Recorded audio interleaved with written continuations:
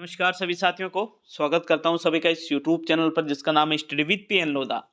साथियों, REET mains exam या third grade शिक्षक भर्ती 2023 के लिए शैक्षिक परिदृश्य की हमने पहले भी टेस्ट सीरीज चलाई थी, जिसको लगभग एक आध महीने पहले मैंने बंद कर दिया था, लेकिन लास्ट समय चल रहा है।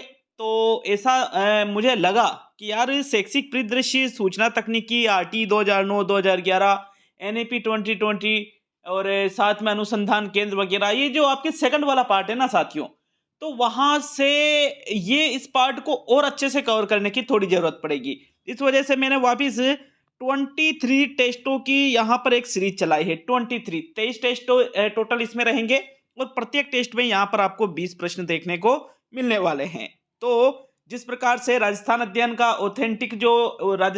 ऑथेंटिक टेस्ट सीरीज कक्षा 6 से 12वीं तक की चला रखी है। कक्षा 6 की किताब कंप्लीट कर ली, कक्षा 7 की राजस्थान अध्ययन की किताब कंप्लीट कर ली और कल आपके कक्षा 8वीं का जो राजस्थान अध्ययन की जो किताब है 8वीं की, उसके क्वेश्चन आएंगे। 4-5 दिनों में हम कक्षा 8वीं की किताब भी कंप्लीट कर लेंगे। 5 दिन तो ज्यादा बता दिए, 4 दिनों में। फिर 9वीं 10वीं 11वीं 12वीं मतलब 15 फरवरी तक का टारगेट है कि आपके राजस्थान अध्ययन की किताबें कंप्लीट कर लेंगे।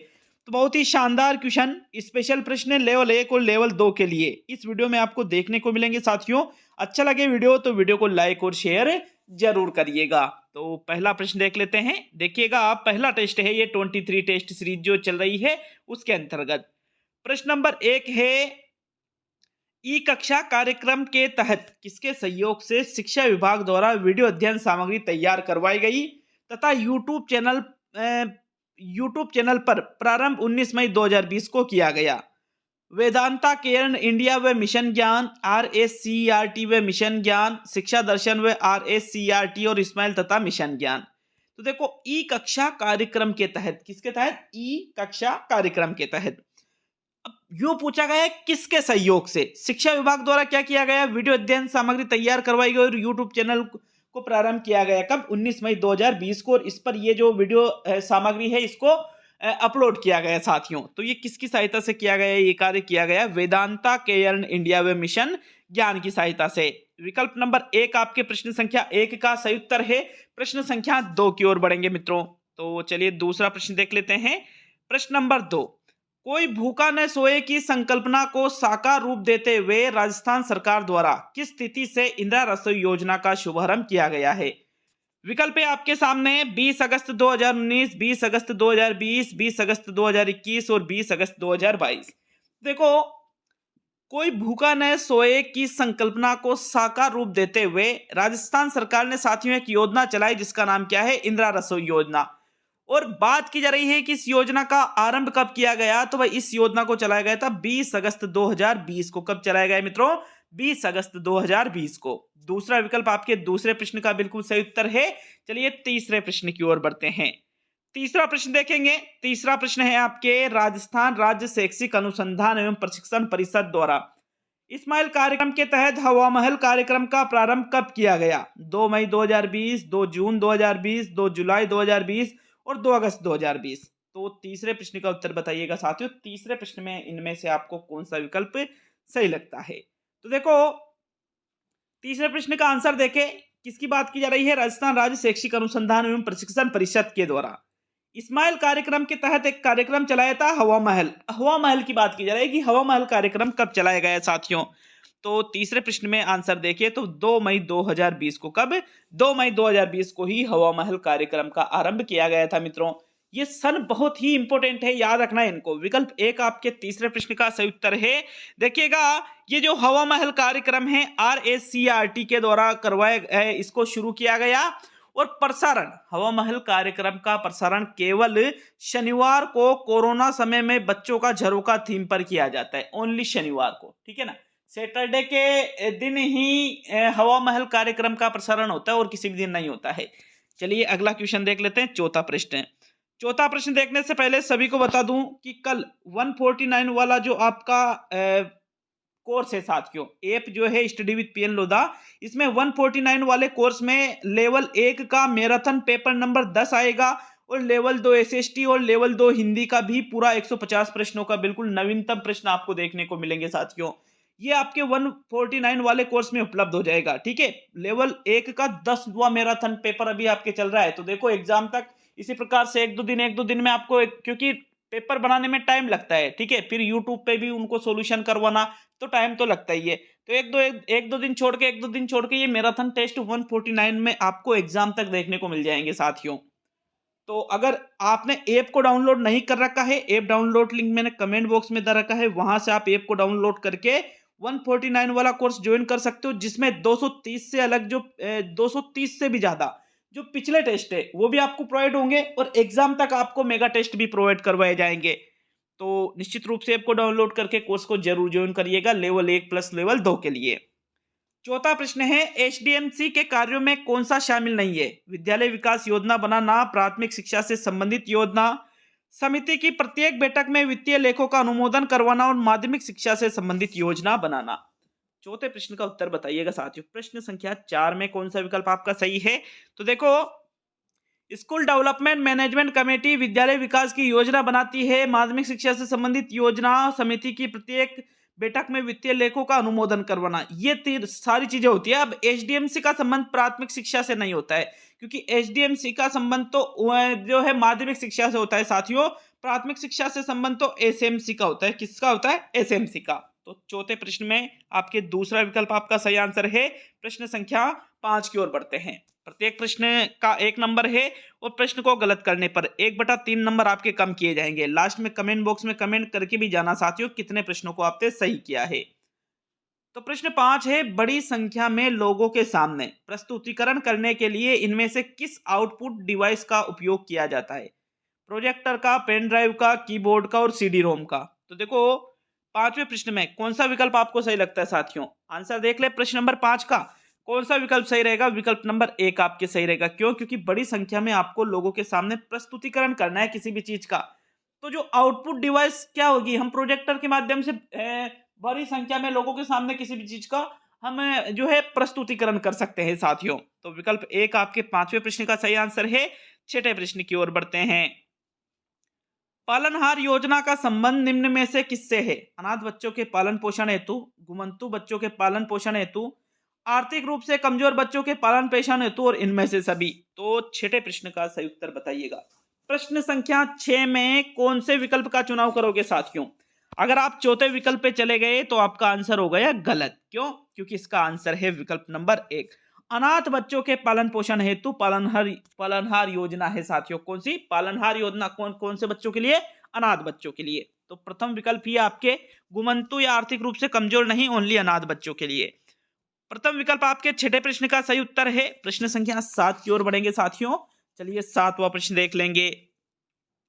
जन सूचना पोर्टल का मुख्य उद्देश्य क्या है? क्षेत्रीय विकास में युवाओं की भागीदारी, शिकायत निवारण करना, सैनिक कल्याण की जानकारी प्राप्त करना, और नागरिकों को सरकारी सेवाओं की जानकारी सुलभ, पारदर्शी तथा विश्वसनीय तरीके से प्रदान करना। 7वें प्रश्न में अच्छे से प्रश्न को देख लीजिएगा। प्रश्न को देख करके इसका जो आपको उत्तर सही लगे उसका चयन आपको प्रश्न नंबर 7 में करना है साथियों। 7वें प्रश्न का आंसर देखें तो कौन सा विकल्प आपका सही रहेगा 7वें प्रश्न में? भाई विकल्प नंबर जो 4 है, जन सूचना पोर्टल का मुख्य उद्देश्य क्या है? नागरिकों को सरकारी सेवाओं की जानकारी सुलभ तरीके से, पारदर्शी मतलब कोई उनके मन में डाउट नहीं रहना चाहिए, और तथा विश्वसनीय तरीके से प्रदान करना ही जन सूचना पोर्टल का सबसे मुख्य उद्देश्य है साथियों। चौथा विकल्प आपके प्रश्न नंबर 7 का सही आंसर है। चलिए 8वां प्रश्न देख लेते हैं। देखिएगा 8वें प्रश्न को, टोक्यो ओलंपिक 2020 में राजस्थान के कितने खिलाड़ियों ने भाग लिया था? 5 खिलाड़ियों ने, 4 खिलाड़ियों ने, 9 खिलाड़ियों ने और 8 खिलाड़ियों ने। तो टोक्यो ओलंपिक 2020 की बात की जा रही है साथियों। प्रश्न नंबर 8 का सही आंसर देखें तो टोक्यो ओलंपिक 2020 में राजस्थान के कितने खिलाड़ियों ने भाग लिया था? 4 खिलाड़ियों ने भाग लिया था साथियों। कितने खिलाड़ियों ने?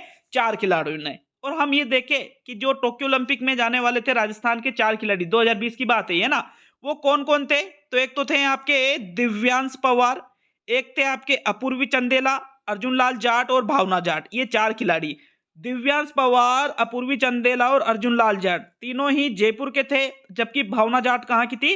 राजसमंद की। यहाँ दिव्यांश पवार और अपूर्वी चंदेला का संबंध निशानेबाजी से, अर्जुन लाल जाट का संबंध नौकायान से, और भावना जाट का संबंध एथलेटिक्स से। तो पूछा जा सकता है, बहुत ही इंपॉर्टेंट क्वेश्चन है ये आपके लिए मित्रों। ओनली सेकंड विकल्प आपके प्रश्न 8 का सही आंसर है। प्रश्न नंबर 9 की ओर बढ़ते हैं। देखिएगा 9वें प्रश्न को, सिरेमिक विद्युत अनुसंधान केंद्र एवं विकास केंद्र कहाँ स्थित है? बीकानेर में, अजमेर में, जोधपुर में और जयपुर में। तो किसकी बात की जा रही है? सिरेमिक विद्युत अनुसंधान केंद्र एवं विकास केंद्र की।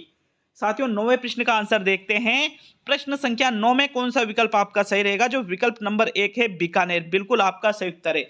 सिरेमिक विद्युत अनुसंधान केंद्र एवं विकास केंद्र राजस्थान में बीकानेर में स्थित है आपके। प्रथम विकल्प 9वें प्रश्न का सही उत्तर है। चलिए 10वें प्रश्न की ओर बढ़ेंगे मित्रों। प्रश्न नंबर 10 को देख लेते हैं। ई कॉमर्स का वह प्रकार जिसमें एक कंपनी अपने उत्पादों को इंटरनेट के माध्यम से अन्य कंपनी को बेचती है, इसको A2B कहा जाता है, B2B कहा जाता है, A2C कहा जाता है और B2C कहा जाता है। तो देखो 10वें प्रश्न का आंसर देखें, क्या कह रहा है प्रश्न आपसे?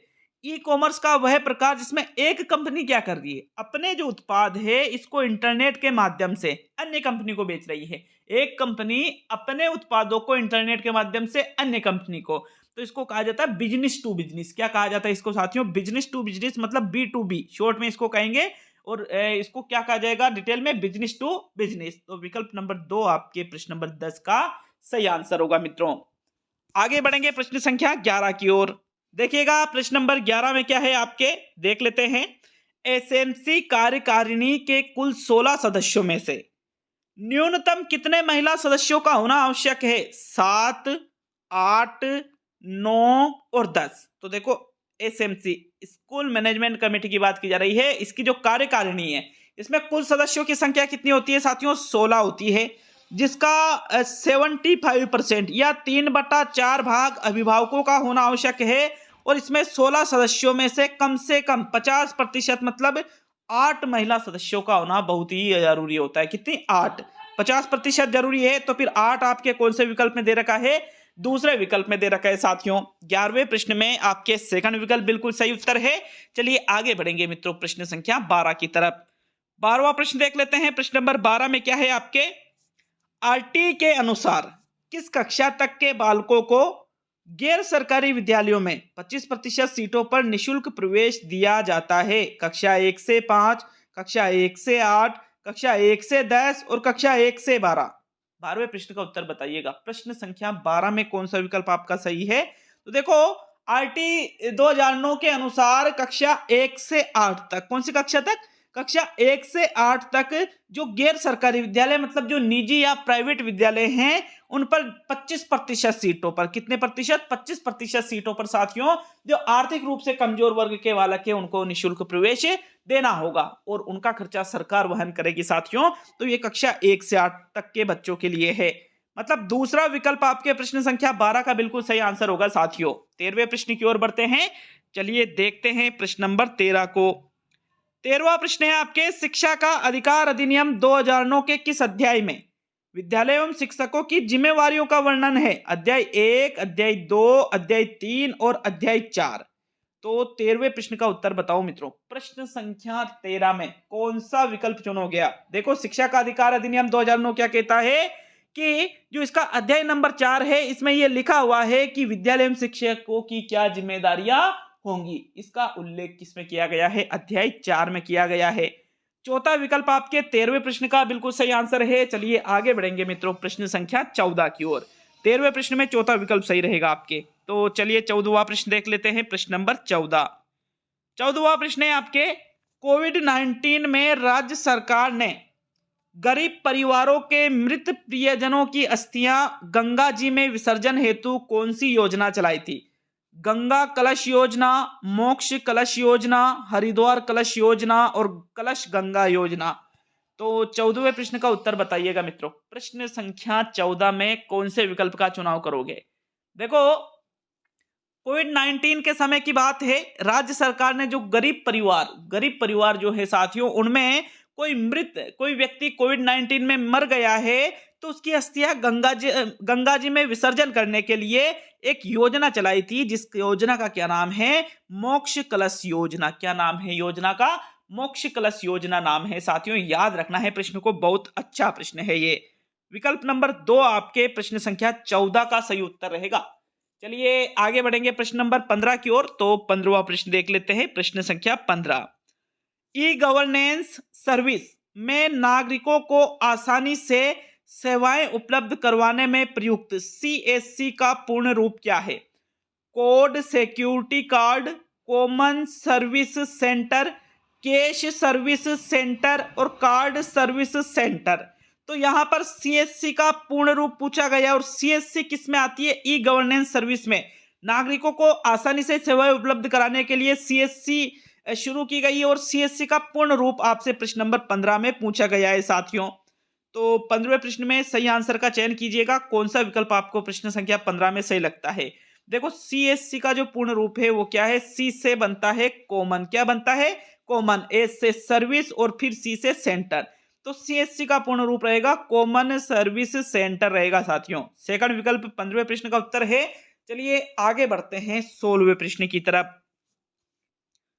प्रश्न संख्या 16, केंद्रीय बकरी अनुसंधान संस्थान निम्न में से किस जिले में है? जोधपुर जिले में, टोंक जिले में, जयपुर जिले में और बीकानेर जिले में। तो भाई देखो, मैंने ये जो अब आपके 23 टेस्टों की सीरीज है, इसमें अनुसंधान केंद्र भी है। RT 2009, RT 2011, NEP 2020 फ्लैगशिप योजनाएं, जल कल्याणकारी योजनाएं, इसके अलावा आपके जो शैक्षिक तकनीकी है, मतलब सभी चीजों को इसमें सम्मिलित किया गया है। स्पेशल 23 टेस्टों की ये सीरीज है साथियों, जिसका पहला टेस्ट है ये आज का। अच्छा लगे वीडियो तो वीडियो को लाइक भी करके जाइएगा। तो चलिए 16वां प्रश्न का आंसर देखिए। तो केंद्रीय बकरी अनुसंधान संस्थान इनमें से किस जिले में है? साथियों 16वें प्रश्न का उत्तर है आपके विकल्प नंबर 2, टोंक जिले में। कहां पर? अविका नगर में। कहां पर? अविका नगर, टोंक में ही केंद्रीय बकरी अनुसंधान संस्थान स्थित है। सेकंड विकल्प आपके प्रश्न नंबर 16 का बिल्कुल सही उत्तर है साथियों। प्रश्न संख्या 17 की ओर बढ़ते हैं। तो चलिए 17वां प्रश्न देख लेते हैं। प्रश्न नंबर 17 में क्या है आपके? स्वास्थ्य मित्र योजना का संबंध किससे है? निरोगी राजस्थान अभियान से है, मुख्यमंत्री निशुल्क दवा वितरण योजना से है, मुख्यमंत्री निशुल्क जांच योजना से है और मुख्यमंत्री चिरंजीवी स्वास्थ्य बीमा योजना से है। 17वें प्रश्न का उत्तर बताओ मित्रों। प्रश्न नंबर 17 में कौन सा विकल्प आपको सही लगता है? जो स्वास्थ्य मित्र योजना है, इसका संबंध इनमें से किससे है? तो भाई स्वास्थ्य मित्र योजना का संबंध निरोगी राजस्थान से है। किससे है? निरोगी राजस्थान से। विकल्प नंबर 1 आपके प्रश्न नंबर 17 का सही उत्तर है मित्रों। आगे बढ़ते हैं 18वें प्रश्न की तरफ। तो चलिए 18वां प्रश्न देख लेंगे। प्रश्न नंबर 18, जोधपुर के प्रसिद्ध खिलाड़ी रवि बिश्नोई का संबंध किस खेल से है? कबड्डी से, खो खो से, क्रिकेट से और एथलेटिक्स से। तो देखो, जोधपुर के प्रसिद्ध खिलाड़ी कौन है? रवि बिश्नोई। रवि बिश्नोई का अगर हम देखें संबंध, तो रवि बिश्नोई क्या खेलते हैं? क्रिकेट खेलते हैं साथियों। ये स्पिन बॉलर है, ठीक है, स्पिन बॉलर है ये। और IPL भी खेल चुके हैं, अंतरराष्ट्रीय क्रिकेट भी खेल चुके हैं, रणजी खेलते हैं राजस्थान के लिए। और साथ ही जो अंडर 19 वर्ल्ड कप हुआ था, तो उस टीम का भी ये हिस्सा थे, विजेता जो टीम हुई थी साथियों। तो ये आपके जो तीसरा विकल्प है प्रश्न संख्या 18 का बिल्कुल सही आंसर है। चलिए सेकंड लास्ट प्रश्न की ओर बढ़ेंगे साथियों। 19वां प्रश्न। लास्ट में कमेंट बॉक्स में कमेंट करके जाना कि टोटल 20 प्रश्नों में से कितने प्रश्न सही किए, ईमानदारी से, माइनस मार्किंग करने के बाद में, ठीक है। 19वां प्रश्न देखेंगे। कंप्यूटर हार्डवेयर जो सिलिकॉन का बना होता है, आंकड़ों की बहुत अधिक मात्रा को यह भंडार में रख सकता है, इसको क्या कहा जाता है? डिस्क कहा जाता है, चुंबकीय टेप कहा जाता है, फाइल कहा जाता है या चिप कहा जाता है? तो 19वें प्रश्न का आंसर देख लेते हैं। प्रश्न संख्या 19 में कौन सा विकल्प आपका सही रहेगा? देखो 19वें प्रश्न का जो आपका आंसर है वो विकल्प नंबर 4 रहेगा। चिप का, इसको क्या कहा जाता है साथियों? चिप कहा जाता है। और चिप किसकी बनी होती है? सिलिकॉन की बनी होती है भाई, जिसमें आंकड़ों की बहुत अधिक मात्रा को आप भंडारित कर सकते हो। तो ओनली 4th विकल्प 19वें प्रश्न का सही आंसर है। अब आज का अंतिम और 20वां प्रश्न देख लेंगे साथियों। अंतिम और 20वें प्रश्न में क्या है देख लेते हैं। नो बैग डे शनिवार को किस नाम से जाना जाता है? संभावनाओं का शनिवार, उपेक्षाओं का शनिवार, आनंद का शनिवार और खेल का शनिवार। तो भाई देखो, राजस्थान में प्रत्येक जो शनिवार आता है, इस दिन नो बैग डे होता है साथियों गवर्नमेंट विद्यालयों में। और ये कार्य करने वाला, नो बैग डे मनाने वाला राजस्थान भारत का पहला राज्य है। और शनिवार को इसमें जिस नाम से जाना जाता है वो क्या है? संभावनाओं का शनिवार। क्या कहा जाता है इसको? संभावनाओं का शनिवार इसको कहा जाता है। अगर हम बात करें नो बैग डे की शुरुआत कब से हुई, तो 15 अक्टूबर 2020 से। कब? 15 अक्टूबर 2020 से नो बैग डे घोषित किया गया था साथियों। तो यहाँ आपके प्रश्न नंबर 20 में कौन सा विकल्प सही रहेगा? विकल्प नंबर जो 1 है आपके 20वें प्रश्न का सही उत्तर है साथियों। अच्छा लगे वीडियो को लाइक शेयर करिएगा और साथ ही चैनल पर नए हो तो चैनल को सब्सक्राइब करके बेल आइकन ऑन कर लेना साथियों, ताकि प्रत्येक वीडियो का नोटिफिकेशन आप तक टाइम से पहुंच सके और जो कीमती यहाँ पर ये वीडियो अपलोड किए जाते हैं ये आप तुरंत देख सके साथियों। तो मिलते हैं अगले वीडियो में। बहुत बहुत धन्यवाद सभी का वीडियो को पूरा देखने के लिए।